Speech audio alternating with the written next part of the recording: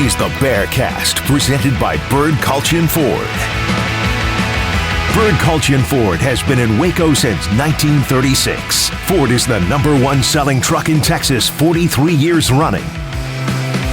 The Bearcast is also presented by WellMed Medical Management and USMD Health System Dallas.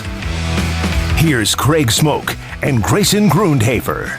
Hey, what's up, everybody? Welcome into a brand new edition of the Bearcast on Sic'Em365.com. It is March Madness week. The tournament brackets are set for both the men and the women, and it is going to kick off here in just a couple of days. So a lot of basketball to talk about on the podcast today. We'll also talk about a couple of football notes as well, and at some point, I'd imagine we'll get a spring football schedule, but that has not happened yet, and yet they've got to start here in like the next couple of weeks to be on time, so that should come any day now. But for right now, we await news on football dates outside of just the pro day and spring game, but a lot of hoops for you. I'm Craig Smoke, Sic'Em365 writer, reporter, radio host, also joined by Grayson Grundhafer, director of broadcasting, also team and recruiting reporter. And Grayson, how we doing this week? Doing good, and I guess the first way I got to start this show off with is Jack and Armstrong. Amazing job in the studio. They got 3 TVs set up. It looks really great in here.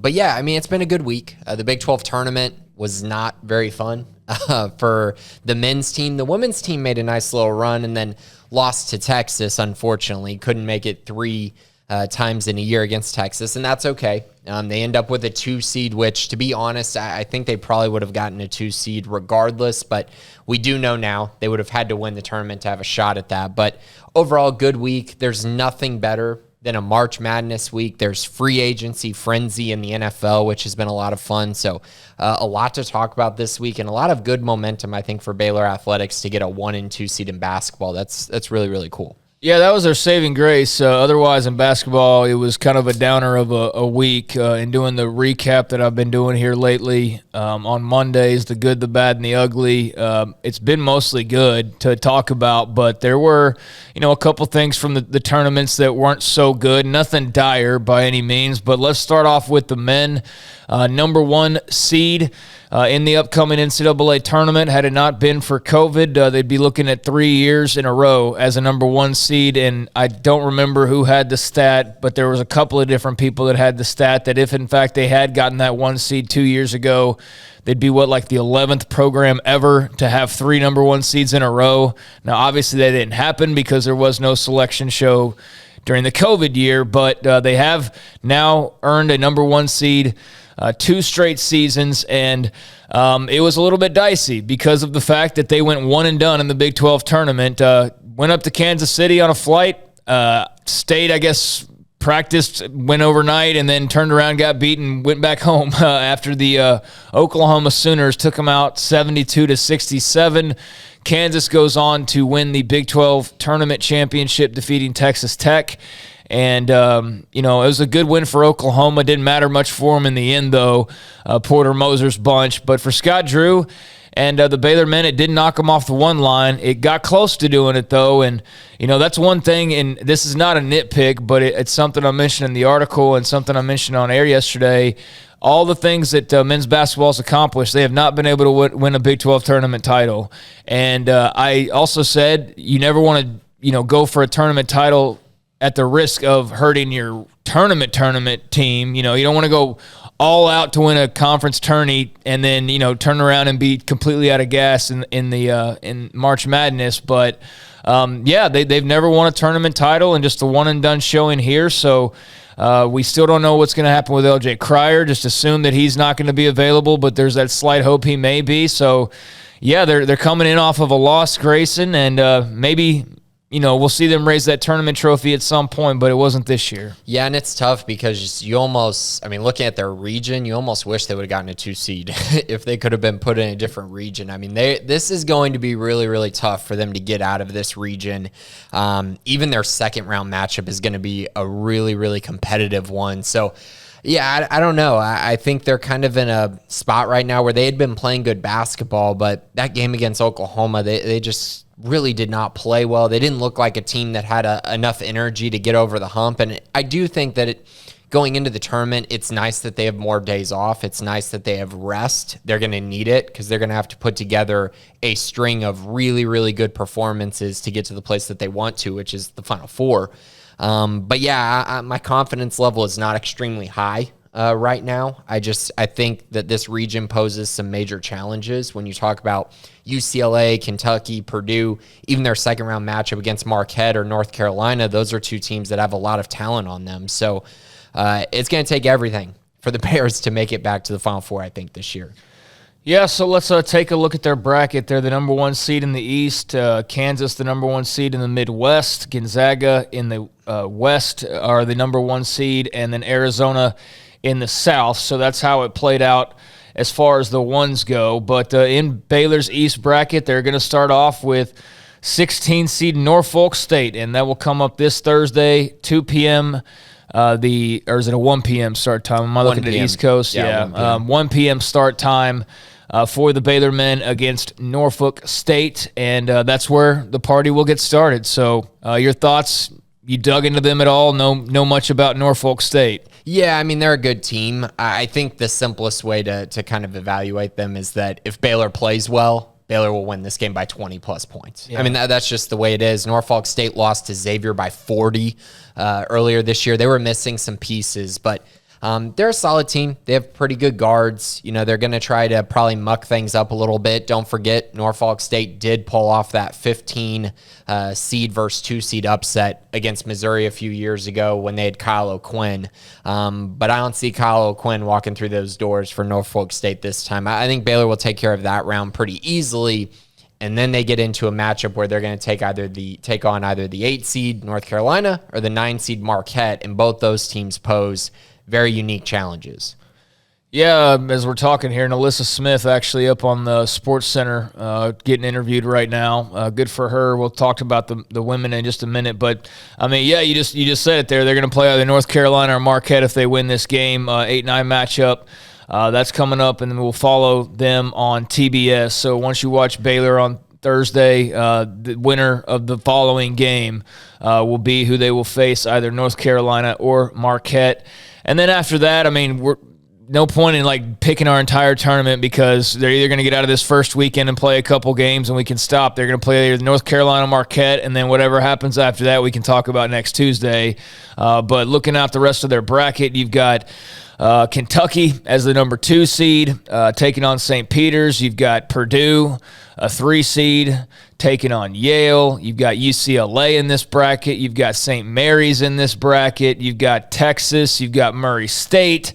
And then you get to North Carolina and Marquette. And then beyond that, hopefully you're not worrying about, 10 seeds and beyond other than your first round matchup unless somebody happens to, upset somebody and you run into them. But, I mean, just those first, 9 seeds in this bracket are all pretty name-valued teams or, basketball schools, which I said on the show yesterday, you always got to be wary of a team that doesn't play football or you don't know them for playing football. And that's, definitely the case in this bracket with teams like St. Mary's, certainly sticking out.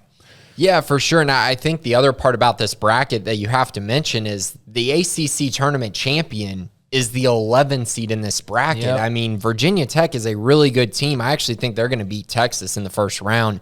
That would not surprise me at all. And then, of course, the interesting part is Kentucky, in my mind, of the 2 seeds, is the last 2 seed that Baylor would have won in their region. I think as far as a team goes, obviously, you wouldn't want to play Duke just because we talked about this last week.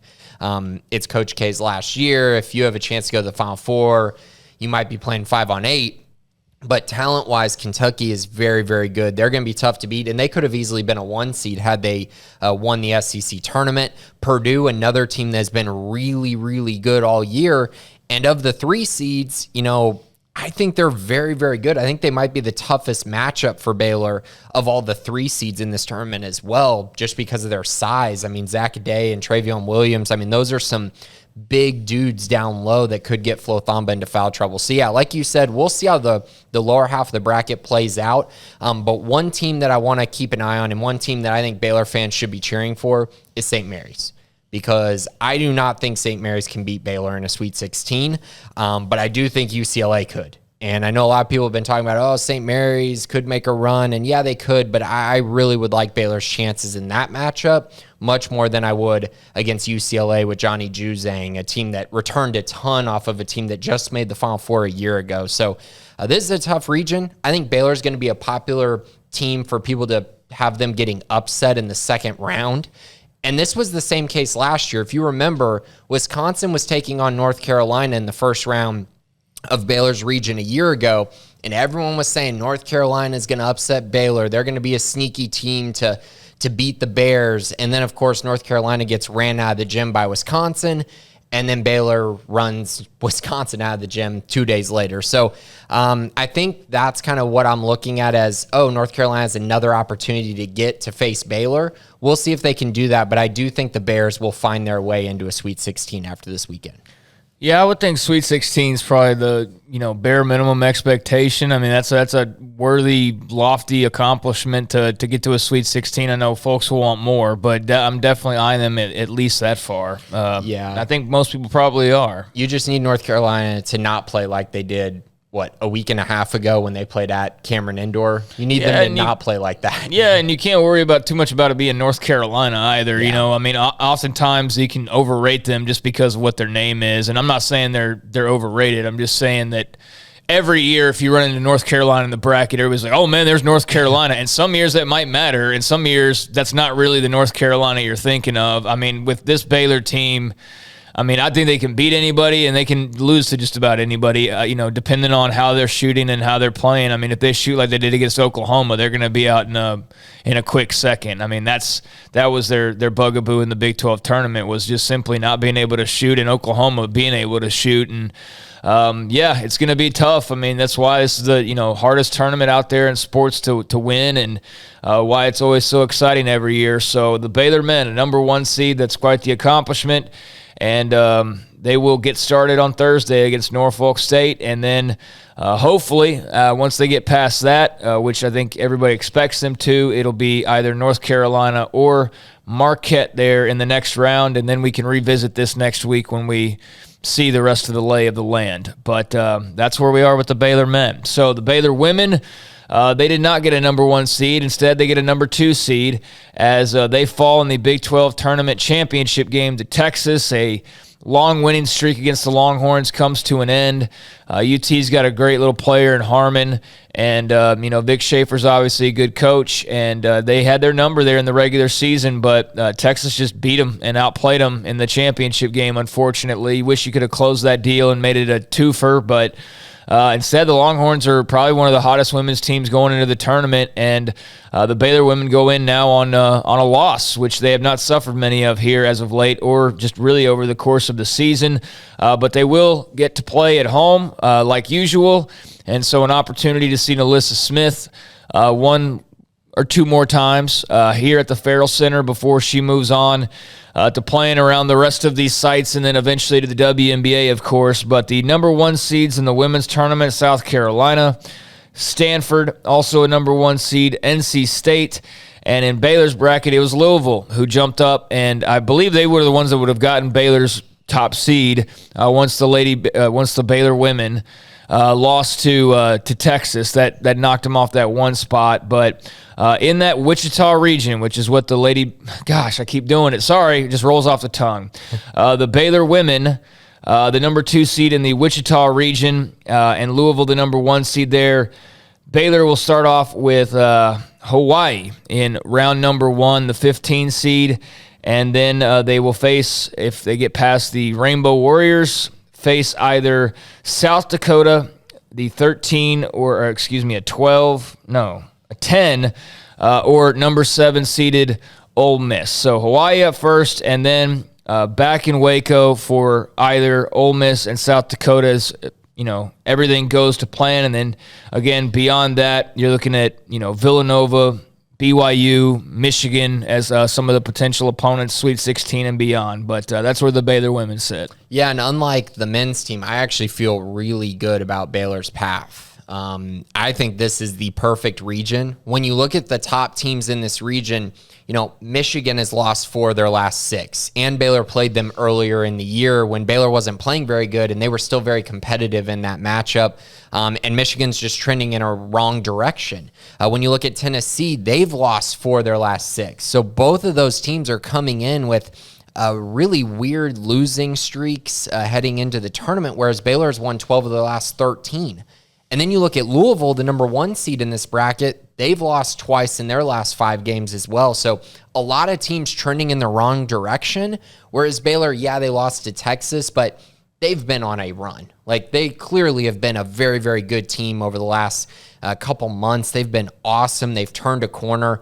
I expect Baylor to get through this weekend fairly easily, and I actually have I think I have the Lady Bears going to the Final Four. I like their path that much. Now, am I saying that they're better than the other 1 seeds, or are they better than South Carolina or Stanford when they get to that point?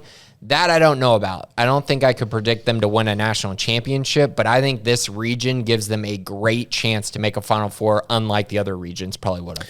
Yeah, definitely not expecting a championship, but if they were to pull that off, that'd be remarkable. But I'm not expecting it. Getting to the Sweet 16, I think, would be a big deal, just in this first year, although that's become kind of the norm around here. Still, I think it would be big to at least get to that point. And then if they could somehow find their way to a Final Four, that would be, just an incredible achievement in year number 1. So that is their path. Hawaii at home, and then another home game, and that will be the last time we see this version of the Baylor Women at the Farrell Center, so long as they take care of their business. The party's getting started, and that's the lay of the land for both the Baylor men and the women as far as the tournament getting underway. So we will see how it goes. So you've got the Baylor men going how far, and the Baylor women you've got going how far? Ooh, I think I got them. I feel so. A lot of this relies on LJ Cryer. It really does for the men. If they don't have him back, I don't think they're getting past Sweet 16. This version of Baylor, their margin for error is so low. They'd have to shoot the ball so much better than they have all year long. So I'd probably say Sweet 16. If Cryer's back, I do think they can still make a run to the Elite 8, but I don't see them getting past Kentucky or Purdue in the Elite 8 matchup. And then as far as the women go, I think they're going to go to the Final Four. And I think they're going to lose in the Final Four. I think that's where their run comes to an end. But I think Elite 8 is kind of my expectation right now. Looking at their region, I really think they can get there. And I think one game, give the ball to Nalissa Smith, go win a Elite 8 game, go to the Final Four. I think they can definitely do it. Yeah, anything less than Sweet 16 appearances for both would be disappointing as 1 and 2 seeds.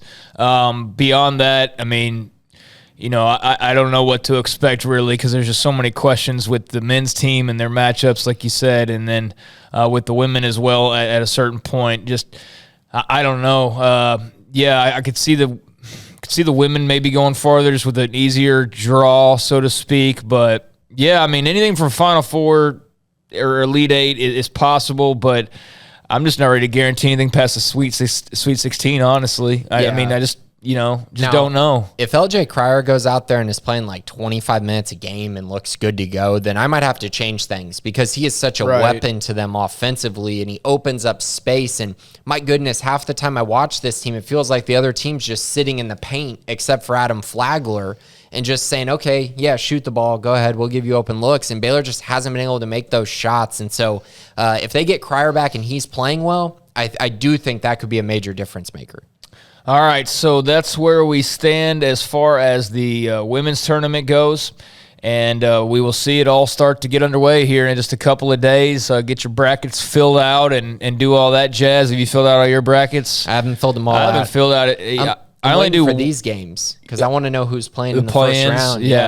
Yeah, we do have the play-ins first, but no, I haven't filled out anything either just yet. I usually wait to the last minute, not because I'm like thinking about it that much. It's just I forget to do it, and then I'm like, oh, I better rush and get a bracket in, and then I know others spend like pouring over like study time on their brackets, but I'm one of those like Kind of like I did with my schoolwork, oh yeah, that's due. I better get that in before the deadline, which I do not advise you to follow that lead. But there we are with hoops. So pretty strong. A number 1 seed for the men, a number 2 seed for the women, and hopefully better end results than what we saw in the Big 12 tournament. Although the women did get to the championship game. All right, elsewhere, football. Again, we don't have a spring date yet. We got a spring game date. We've got a pro day date, but we don't have an actual spring practice date. And that's got to, like I said at the start of the podcast, got to be coming up soon because it's mid-March and their spring game's the end of April. And so they got to get 15 practices in here somewhere in the next month. Baylor's already had their spring break, right? Did that just end? That was this week, right? Yeah, that just ended. So that's not going to be a problem like it has been in years past where they would start and then stop and then start up again after spring break. So I like that they're not having that interruption. But on the football front, not a whole lot to talk about, quite frankly. There was a decommitment from the class of 2023. Safety Tyler Turner, who I had seen start to get a lot of attention. And, there's just this feeling I get. I've followed recruiting literally since the year 2000. I mean, for real. I mean, let's go back, talk about Fred Rouse spurning Texas on signing day along with Ryan Pearlou and what was that? I believe it was Martellus Bennett. They were that's one of my earliest recruiting memories was when Texas was going to get this big 3. Fred Rouse ended up burning out and being an absolute nobody. They got lucky there. Martellus Bennett turned into be a good player. And then Ryan Pearlou was a total bust at quarterback, quite frankly, given how hyped up he was. He was a bust. Given how hyped up he was, he never came close to what he was hyped up to be. But, there's thousands of other recruiting stories over the years, but I've been following a long time. And there's just certain, and there wasn't Twitter back then. So it's kind of easier now to kind of get vibes sometimes with guys because you see them posting all their offers and you know immediately who's talking to them or who they're getting the love from and all that. And man, those Pig Suey fans, they love that online recruiting. And I've seen them all over Tyler Turner's mentions, and I've seen the offers that he's been picking up, and he's got an impressive offer list. And so I was not surprised to see him decommit because I just got that feeling. Like there's just that little spidey tingle that I'm like, yep, that's kind of looking like it's going a different direction suddenly. And I started to get that vibe, and sure enough, here's Tyler Turner, and he decommits. And so Baylor loses him from their 2023 class. What does it mean? What do they do in response? What does it mean for him and Baylor moving forward? Break it down for us, Tyler Turner. Yeah, so, this was one that I fully expected could happen. He's been very honest with me throughout his recruitment. And so, again, not a surprise. Other schools like Texas and Oklahoma and then, yes, Arkansas have started to stand out to him. I do right now think it's probably going to be between Texas and Oklahoma. That's just kind of the vibe that I'm getting from Tyler. He's still going to keep Baylor in it for him, that he's still going to go visit maybe. But yeah, that doesn't happen very often where guys decommit and then flip right back, especially guys in the state of Texas. So he's going to take his visits, go on officials, go and try to figure out the best place for him, and maybe Baylor ends up in the running late. But on the flip side, Baylor doesn't really need another safety in this class. They really don't. They need to focus on cornerback. They need to focus on a linebacker. They just have other areas that they need to address. And so I don't think he is a necessity in this class, even though I did have him rated as the best safety commit of the 3 that they had. How many defensive backs does Texas take every year? Does it not feel like they take 7 guys at corner and safety every single year? And Baylor ultimately loses at least 1 defensive back recruit to Texas every single year. Yeah, pretty much. It's wild. And then they recruit over them. It's remember how big of a deal Tyler Owens was? Yeah.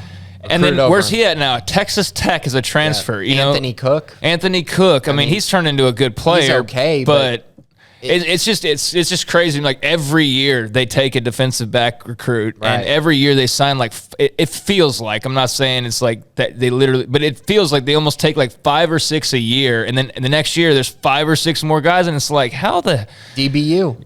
But not really, though. I know. That's LSU, if anything. Oh, yeah. No, I know. But no, it's not even a knock on them. It's just a weird annoyance I have seeing it because it just happens every single cycle. Yeah, definitely. So, Baylor loses him. He's probably going to go elsewhere. So now Baylor sits at 8 commits in the 2023 class.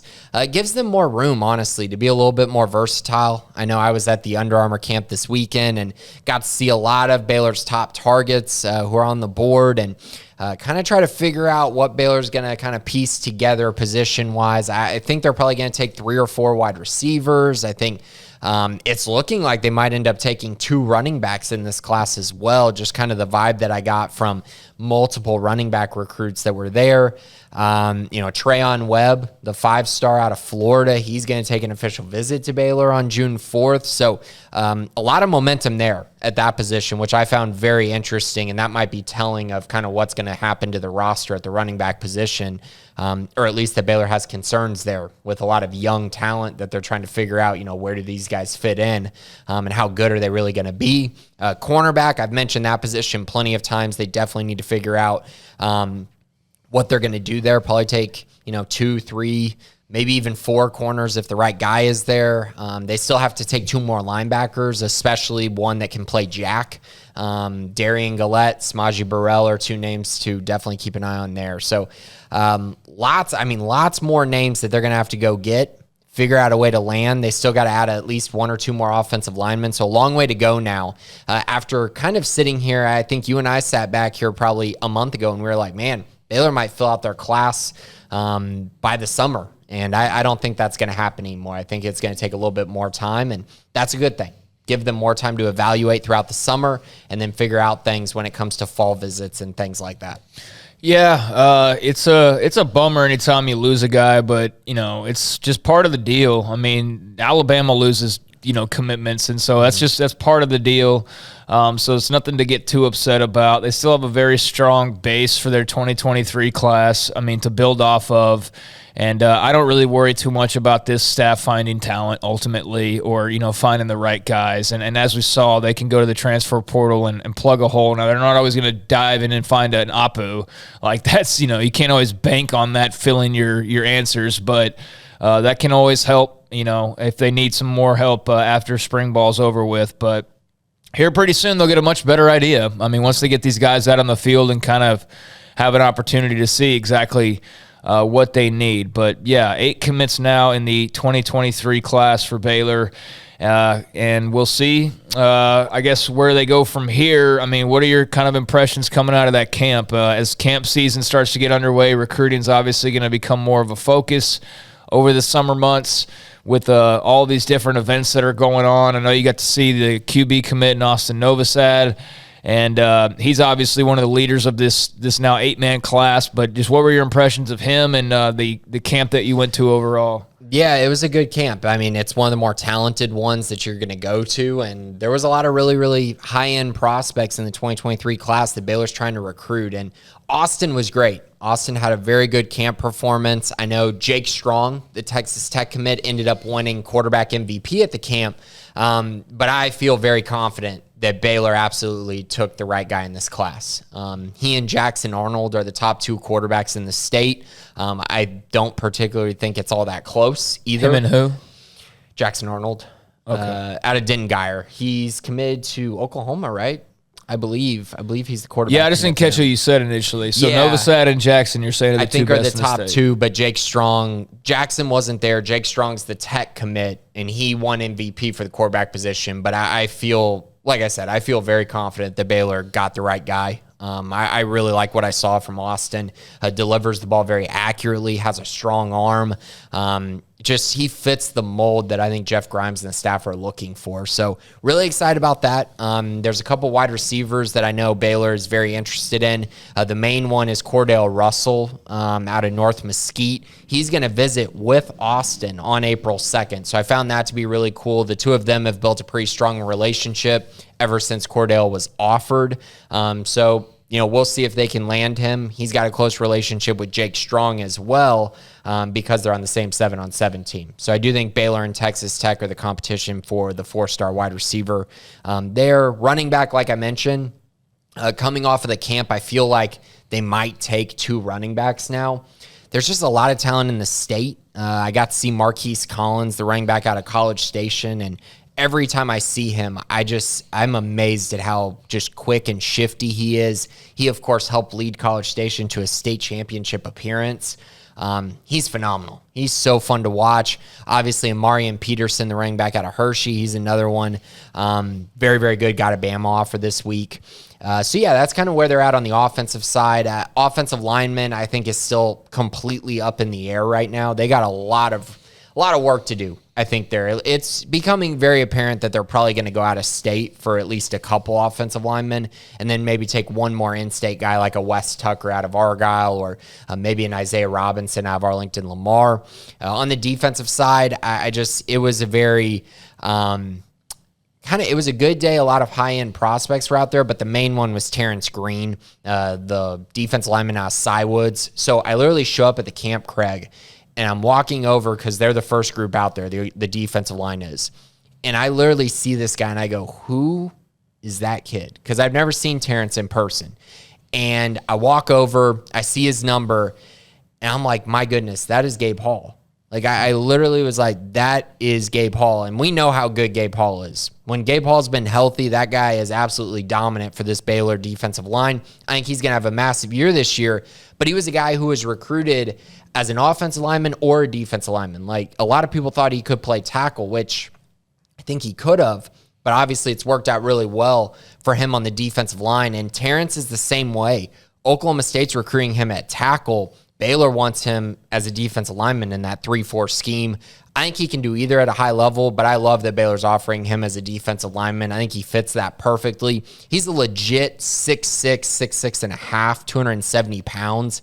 I mean, just a true difference maker. He won defensive line MVP at a camp that had David Hicks there, who's probably a consensus top 10 guy in the entire country. So Terrence was just, he really wowed me. He's the guy who just shot up my board as he's for sure a 4-star. He might be higher than that, and he's the guy who is an absolute must-get for this Baylor coaching staff. Nice. So camps are underway, and we will see when do they have any dates or whatnot coming up that you've got? Yeah, so not a lot of big camp dates that have been released. Like, the opening is kind of this weird thing where it hasn't happened in a while, so I don't even know if it's going to come back anymore, where, the big opening Nike camp, I don't know what's going on with that or when it may be. I know Baylor has camps coming up in June, all throughout June. That's when the Baylor camps will be. So we got a little bit of a wait. We got about 2.5 months till that kicks off. Yeah, unless more camps start getting updated. But we're not allowed at Rivals camp. Only Rivals is. That's coming up in April. So yeah, that's the main one coming up. So 7-on-7, things like that will be going. But other than that, pretty much waiting till the Baylor camp in June. Camps. All right. Well, thank you, Grayson, for the update on the recruiting side of things. And as more camps go, through their cycles, and we see more and more guys get out to these events, and you get to pick up on them. We'll hear about it throughout, but definitely recruiting never stops. That's for dang sure. It is a year-round deal, no doubt. So we covered what there is to really cover as far as football goes until we get some spring dates, till they start up. I mean, there's not really anything outside of recruiting, which is a good thing because we've had our fair share of busy weeks with coaching searches and, players leaving or joining or whatever. Kind of nice to have a little bit of a calm sort of time period or off season.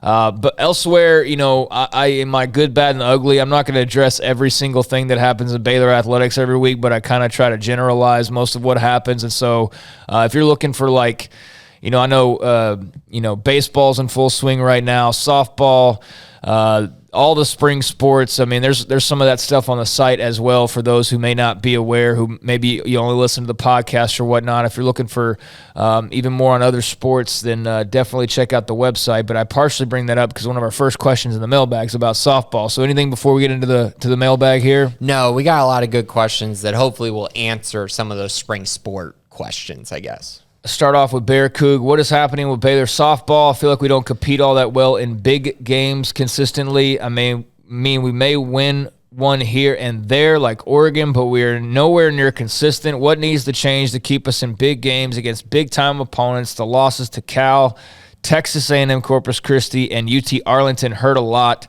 if you had to pick the teams that are okay, well, that's a separate question. So, yeah, Baylor softball, I've noticed in these little updates, they are not in the good category when I'm doing these. They are kind of in that, I don't want to be too mean, and pour on and every time they lose, it's necessarily I put them in the ugly category.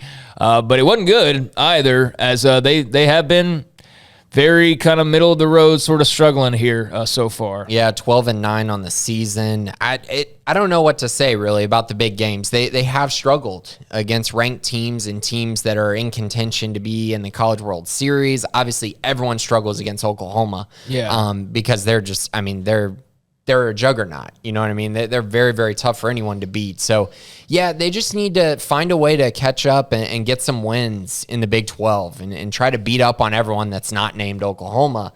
And that's tough to do. It's a good conference. And, yeah, softball just seems kind of, stale right now, to be honest. It just doesn't seem like it's moving in any positive or negative direction. It's just kind of maintaining. It's just there. Yeah. Yeah, it's just kind of there. And, Glenn Moore's been around a long time. He knows what he's doing and all of that. But, it's not a sport that I feel compelled to have to talk about on a deep basis because it's just, it's not like it's not football or basketball. But, it's still, have you seen the momentum Oklahoma's gotten with their softball program and what they built that into? And not everybody's going to be able to be like that. But, Texas is very good as well. And, Oklahoma State's very good. Those were kind of the three teams that were expected to be the class of the conference. And then there's kind of a, based on what I saw, a thought that, Baylor's right there in that middle of the pack. They're, that second tier in the Big 12. But yeah, they're 12-9, and they had a very rough week in Hawaii, went 1-3. Now, of course, they ran into Oklahoma as part of the deal, but I don't have any type of specific breakdown other than it just does feel kind of listless right now and it's just kind of there. And I don't know how you go about changing that, but winning some big games would certainly help. I don't know what the missing piece there is, though. If it's pitching, compared to their opponents, or if it's offense, I don't know enough to be able to say for sure, but it could use a little bit of a spark. There's no doubt, especially when you look at what's going on all around the other departments. If you had to pick the teams that are most likely to take down Zaga, Baylor, Arizona, and Kansas at the Sweet 16 or prior, who would it be? Hot take, Memphis is going to bully Gonzaga second round with their talent and physicality. Thank you, Bear Coug. Yeah, so for Baylor, I guess I think UCLA is the team that I don't think Baylor can get by. And it's just being realistic of where they are currently. UCLA would be a really tough matchup. Obviously, they could lose in North Carolina as well, but I think UCLA is the one that I'm looking at as the most likely to keep them from getting to the Elite Eight. Gonzaga, I think UConn is kind of a sneaky team to worry about. Arkansas, that's going to be, either one, UConn or Arkansas, they're going to give Gonzaga a challenge, but I do think Gonzaga gets to the Sweet 16. I think they get by Memphis or Boise State. Arizona, it's probably Illinois in the Sweet 16, even though I am tempted to go with, TCU playing with house money and TCU playing pretty well recently. But I think Illinois is probably a little bit more likely in that situation. As far as Kansas goes, Kansas does not want to see Iowa in the Sweet 16. They do not want to see them. I think the Hawkeyes, they're very hot right now. They just won the Big Ten tournament. They have a pro on their team. They would be a very tough matchup for the Jayhawks, and I think that would be a very tough one for Kansas to win, but I don't see them losing prior to that. Scotty B, the Baylor King, who would you rather play in the second round Saturday between North Carolina and Marquette for men's basketball? For me, I'd say Marquette because Marquette doesn't have as much size, though either will be a challenge. Easily Marquette. Scott Drew has beaten up on Shaka quite a bit since the two were coaching against each other when he was at Texas. North Carolina is number 29 in KenPom. They're a very solid team. They're nearly top 25, and they're an 8 seed. Marquette is KenPom 47, so they're a little bit lower. They're not efficient. They're not great at either end. They're just kind of mediocre. I think that's just a much better matchup for the Bears. I noticed the SMU starting running back, Ulysses Bentley, the fourth, has entered the transfer portal. Do you believe Baylor might go after him if nothing pans out with the current running back room? He's a very good back. I'm not commenting on the Baylor side of things, but just doing the Earl Campbell Award, I saw him quite a bit in the box scores for the Mustangs. Yeah, he's really good. I know TCU took a couple transfers already at running back, so I'm wondering if maybe they're full, because that would obviously be the most obvious choice, right? Because his staff, is at TCU now.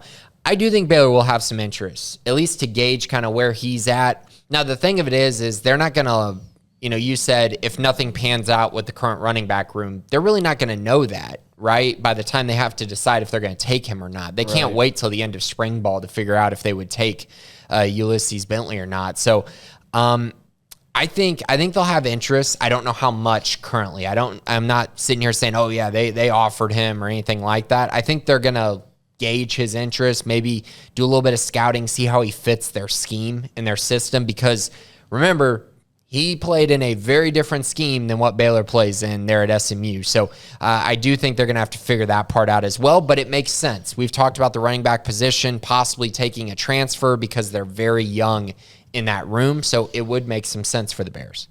Yeah, he had 610 yards and 4 touchdowns last year. They're obviously a team that throws it around quite a bit, had 2 100-yard games. He was hurt, I think, a little bit too, right? Yeah, had 150 and a touchdown in the big win over TCU, and then 140 and a touchdown in a win over North Texas, and then had a 97-yard game against UCF. But yeah, he's a good player. I mean, I definitely, it crossed my mind that he could potentially be on Baylor's radar. But like you said, he was in a much different offense, that's for sure, playing there in Dallas versus what they were doing in Waco. But yeah, that's one to maybe put a little asterisk next to keep in mind as we move along here. So Scotty also took the opportunity to break down women's softball, or break down softball. Softball is a very young team this year, so they are inconsistent. I think the team is building their future for next year, but I'm not saying they won't make the NCAA tournament this year. The team also lost Lou Gilbert, who transferred to Texas, who is currently playing over there. So thank you for the insight, Scotty. I'm not going to pretend to know the total breakdown of Baylor softball, so any insight is definitely welcomed. And like I said, just general observation is they just, whether it's youth or whatever the case may be, they're just kind of there. They're just kind of there in the grand scheme of things. So hopefully this is just the start of them, jumping back up and competing towards the top of the standings. C. Mitness, which player for men's basketball could get hot and carry us to a Final Four? So I think it has to be James Kinjo. I think he's got to be the guy that leads them. You know what you're going to get from Flagler, in my opinion. I think when he's healthy, you know what you're getting. You're getting three-point shooting. You're getting the ability to create off the dribble some. But James Akinjo, he runs that offense. There are so many things that he can do that translate really well to the tournament, but he's got to be able to shoot the three-point ball. He's got to be up in the higher 30%.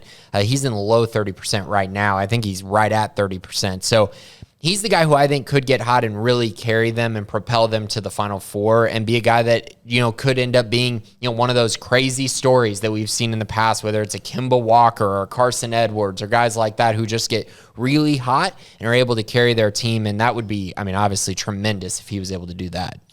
Who's the head coach first, Jerome Tang or Jeff Grimes? Jerome Tang. Yeah, I think it's coming. Probably this offseason. I would think, man, with all the jobs that are opened up, I would expect him to have a job before football season even starts, quite frankly. And if not this year, then maybe it is Jeff Grimes, but I have to imagine it's coming soon for Jerome Tang. Yeah, do you think that they're both coming within the next year and a half, though? Yeah. Probably. That's kind of that's the feeling that I'm getting. Like, if Tang doesn't take it this year, I think he will next year, and Grimes, I think, will probably have a head coaching job at the end of next season. If the offense performs well again. Which I think they will. But,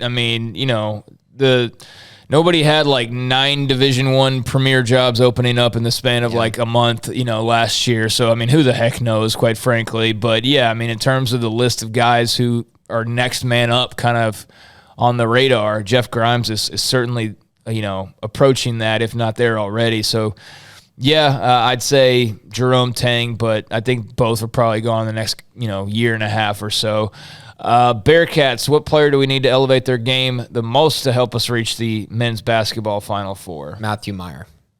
He's got to play better. I mean, it's time, right? We talked about how this has hurt now or never. Yeah, it's hurt his draft stock a ton this season. I never really believed there was a ton of draft stock, but, some people claimed he was a first-round pick and things like that. I didn't necessarily see that, but it's time to see the flashes that we saw last year in the tournament. I mean, he had some just awesome games, and he's going to have to play really consistent. And again, shoot the three-point ball better than he has all year long. That's probably an unreasonable expectation. But he's the guy, right? He's the guy he's a veteran leader. He's got to go out and just play better than he has all year. I mean, yeah, if he goes out and plays his best game, they're a totally different and more dangerous team. They're winning pretty much any game he scores 20 points in. They're very tough to beat when he's scoring at that high of a level. Yeah, I mean, I do think that, others have pointed out the improvements that he's made maybe elsewhere in his game along the way. But, certainly, yeah, this would be the time for him to get like crazy man Matthew Meyer and like have a 25-point scoring game. And not against like Norfolk that. State. Right, not the team that anybody could, have that type of a game against. No, like, yeah, they need him to do that against like North Carolina or something. But yeah, Matthew Meyer would be my pick as well. Bears Den, last week I thought I heard you say our basketball team next year was going to be the odds-on favorite to win the national title. I could have misheard, but it was high praise nonetheless. We will undoubtedly have an amazing backcourt almost regardless of who comes back. What I'm having a hard time piecing together is who will play down low. I imagine Everyday John may not be 100%. Who else will play down low? Well, first of all, Bears Den, you did not mishear me. I do think that they have a chance to be the odds-on favorite. Now, a lot of that has to do with who comes back, right? That's the unknown factor of, me just projecting the fact that James Akinjo, Adam Flagler, Flo Thamba could all come back. And, I mean, this is even if Sohan and Brown leave. I think Baylor will find a transfer that can come in and replace them. Keontae George will come in. LJ Cryer will be healthy. Langston Love will be healthy. I mean, this team is going to be absolutely loaded next year, and I do think Flo Thamba will come back. So I think Flo will be the starting big, and yes, they're going to have to wait for EJ to get healthy, but as long as you have Flo Thamba, I think you're feeling pretty good about it. He's been there for a long time. He's not the greatest big, but when you have that kind of firepower around him, he fits in just fine for what they're trying to do, and then once you get Everyday John back, they're going to be feeling very good about the team that they have. And don't forget, Josh O will be coming in as well. So, yeah, I think they're going to be very, very good next year and more complete than they are this year. And really, injuries have been a big part of that. And there's also the chance they get completely cleaned out, know, and everybody leaves that can leave. And, that's certainly a possibility as well. So yours is based on some guys coming back. What I think will happen, right? Yeah. And even if Akinjo doesn't come back, I think he's replaceable. The area where it gets a little fuzzy is if somehow Flagler, Akinjo, Sohan, Brown, Flo Thamba, Matthew Meyer all decide to leave. And I could see a scenario where only Thamba comes back out of those guys. Well, if all six of them leave, then that makes things a lot tougher, right? But then you still got LJ Cryer, Langston Love, Keontae George, and then they'll add multiple transfers in that situation. Mm-hmm. But I don't think all those guys are leaving. I really don't. All right, Alpha Needle, what's your prediction in our first Big 12 baseball series against TCU this weekend? What will be our challenges against TCU? Yeah, I mean, this is going to be one of those where it's just is so tough. TCU just feels like they always beat Baylor in like every sport. And I know they don't in basketball. I understand that, but they're 11-4 right now. They've been they're really good, even though they lost Jim Schlossnagel to Texas A&M. They've still been very solid. But looking at their resume, I mean, yes, they swept Nebraska, who's mediocre. They swept Army, but in their main game, their main challenge was at Kentucky. They lost that series, and they've kind of been up and down, and I think that's going to continue to happen against Baylor. I anticipate Tyler Thomas is going to go out there and win them their first game. He's better than the ace that TCU has for Friday. So I think that's a must-win if Baylor wants to win that series. Going forward from that, I think they'll probably lose Saturday, and then I think Baylor will find a way to rally and win Sunday. In Waco, I think they're going to win this series 2-1. It's going to be a tough one. TCU is a very good team, but I do think the Bears have a little bit more firepower in their pitching staff, and Tyler Thomas giving them that advantage on Friday night is key. Yeah, Tyler Thomas is a great player, and that very well may be the kind of the start that they need to win a weekend series. I don't have like real expectations to be like I haven't spent really too much time thinking about that outcome.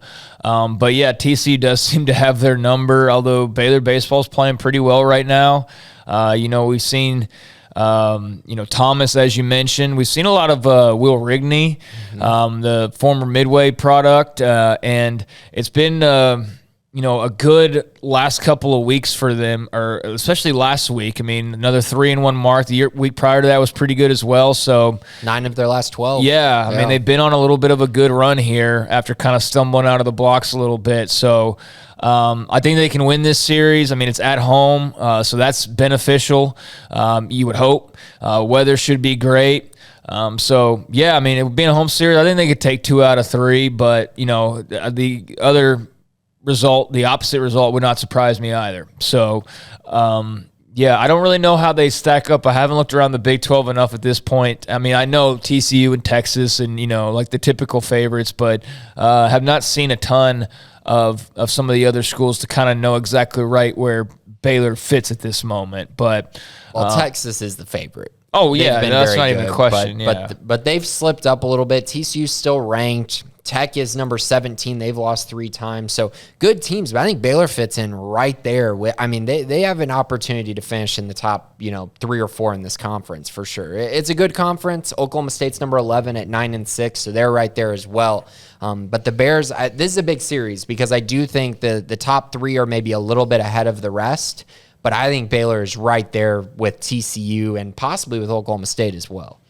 So it should be a fun series, and we'll keep diving into baseball, as the season moves along, especially with Big 12 play kick-starting. That'll make it a lot more fun to track, where they end up in the grand scheme of things. But it has been a good couple of weeks for Steve Rodriguez and his bunch.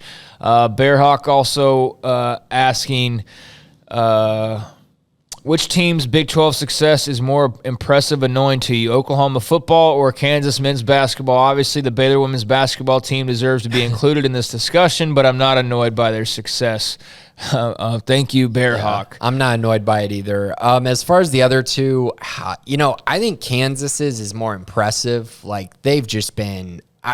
I don't know how they do it. I know they're talented. I know they've had talent in the past, but I don't feel like they've always been the most talented team, and yet they've still been able to win the Big 12 more times than not. Oklahoma, on the other hand, just the way I feel, they've almost every year had the best quarterback in the league. And when you have the best quarterback in the league, it gives you a much better opportunity to win the conference than anybody else. And so Oklahoma's been impressive. It's football. I understand that. But again, when you have that luxury of having more talent than just about everyone else, and you have the best quarterback pretty much every year in the conference, it doesn't make it as impressive to me. And the Oklahoma one's more annoying as well, just because Baylor's been there so many times, and Baylor's won a couple times, but the OU one is annoying because it just seems like they find a way, they find these quarterbacks, and they're able to win with them. Yeah, I'll say, Kansas has their fair share of stars too. They get their blue chip type of guys and their version of the Oklahoma quarterback. They typically have a national player of the year on their roster, almost every year. But I do think Kansas's is more impressive. I just think it's more difficult to do. With how competitive the Big 12 is in comparison to the competitive level of football, where you've had some years Texas is good, some years they're not. Some years Baylor's been great, some years they've been 1-11. Some, it's everybody's so up and down, whereas in basketball it's been a little bit more consistent. And for how long they've been doing it, that's the thing, is they've been doing it pretty much the entire history of the conference practically. Oklahoma's run has been, going on 20 years as well. But, I think Kansas's is more impressive overall, just the ins and outs of it and the roster turnover. And, it's not just, hey, let's go grab the star quarterback out of the transfer portal and plug him in with all of our 5-star wide receivers and 5-star running backs and, 5-star line, et cetera, et cetera. So I do think Kansas's is more impressive. And annoying, I don't know, man. Like, Oklahoma just doesn't really have that sort of that annoyance for I wouldn't be annoyed with them anyways because I grew up rooting for Oklahoma, but, like they don't have that bulletproof feel to them like they did for so long, where Kansas still kind of has some of that. And there they go. They win the Big 12 tournament championship. You know what I mean? Like split the regular season, win the tournament championship, all in a day's work for Kansas. So Oklahoma's has been kind of annoying to me because it's not resulted in anything. That's my most annoying thing about Oklahoma. It's resulted in Big 12 titles. That's great. Baylor winning just their third ever is a really big deal, whereas with Oklahoma, it's like they're winning their fifth or sixth in a row or whatever.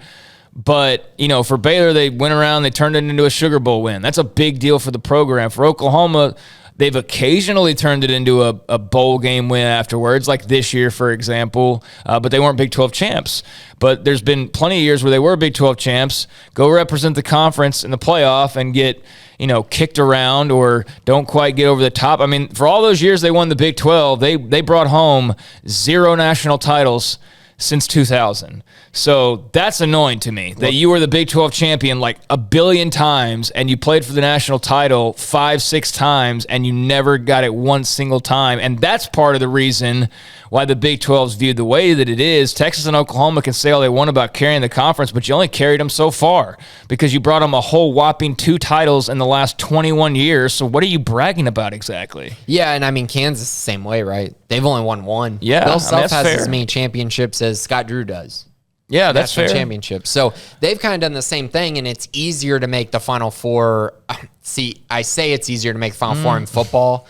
Oh, in football, it yes. is. It's easier because you don't have to win you're all Oklahoma, those games to lead up to it. But certainly. But still, I mean, Kansas, I think if you ask any Jayhawk fan, they would probably say they have not won as much as they could/should have during this run. So while they've been really good, it took Baylor 1 trip to the Final Four to win a national championship. Yeah.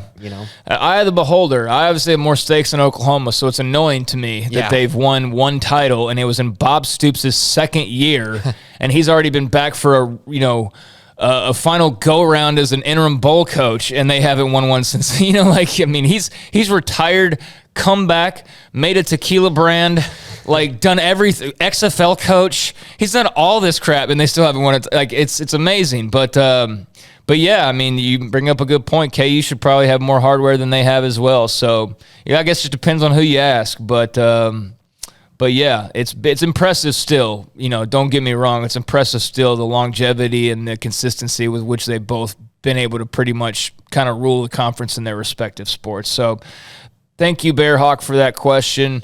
And that's, again, why it was such a big deal for Baylor this year, and I'll continue to say it, and last year as well. You get an opportunity, you take advantage of it, and you went out and you got an opportunity to play for a national title last year, and you won the dadgum thing. Whereas a Texas Tech's like, gosh, I wish we'd have won that 2 years ago.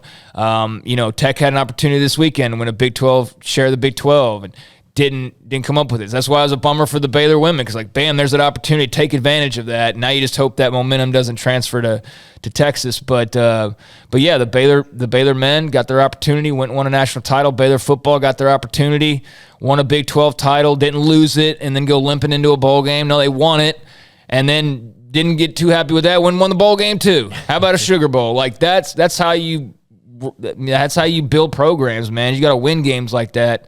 More often than not. So that's what's been the greatest thing to see. Imagine where Oklahoma would be right now if they had won even a couple more of the national title opportunities that they had. Imagine if they would have just beaten Georgia that 1 year. They Georgia. Probably win the championship. Yeah, it's crazy. They could have they could be 10, 11 titles at this point. But anyways, appreciate the questions this week and the food for thought and the fun things to look forward to here the rest of these next few days with the tournament starting up. Anything before we go, Grayson? No, it's going to be a lot of fun this weekend. A lot of fun to watch, a lot of fun to cover, just kind of see, how the Bears respond after losing the Big 12 tournament. And curious about LJ Cryer's health as well. But I do have to mention one thing. Happy birthday, co-host. Oh, thanks, man. Happy Appreciate birthday. it. I know I saw Smokey just posted it's your birthday today. So happy birthday. Any big plans tonight? No, I'm going to go out and get some dinner. I need to watch the new Spider-Man at some point, which I'll probably do late night. I never made it to the theater for that, but I'd already pre-ordered it. So, nothing too crazy. Some writing later on tonight as well. But, yeah, that's pretty much it. But I do appreciate the birthday wishes. I am not very – you won't see my birthday profile on my Facebook. I don't have one. And I don't even mention it on Twitter. So good old dad does. On Twitter? Do I need to post? No. I'm not looking for any of that. Otherwise, I would do it myself. But no, I do appreciate that though. I'm gonna go celebrate by working some more and talking some more Baylor and March Madness and all of that on the radio show later today. But big thanks to Jack and Armstrong, as always, behind the scenes, and big thank you to Grayson. Let's see how March Madness plays out, and hopefully we are talking about some Sweet 16 Baylor men's and women's teams next week, and also gearing up for spring football, hopefully very, very soon.